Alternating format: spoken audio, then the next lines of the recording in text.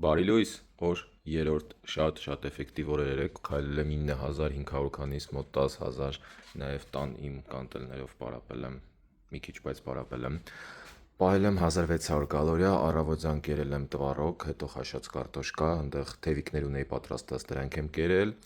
երեկոյան էլի կերել եմ տվառոկ, օրվա մեջ մի անգամ կարտոշկայի լավ խակն եմ արել, որ դնում ես միկրոալիքային վառարան, դրա մասին էլ կպատմեմ, ջուր խմել եմ շատ, համարյա 4 լիտր խմել եմ, իմիջիալոց ջուր կարաք խմեք ինչքան ուզում եք, օրվա խմած ջուրը ընդհանրապես չի անդրադառնում ձեր քաշի վրա, ինքը ոնց մտնում տենց մաքրելով, աղերը հանելով դուրս է գալիս։ Նաև քաղցրը դե լրիվ հանել եմ, փոխարինել եմ ստևիայով, ստևիայի մասին մի քանի անգամ առանձին կպատմեմ, շատ կարևոր փաստ է, բայց եթե կարաք վալբերեզից առնեք։ Իսկ հիմա կշռվենք։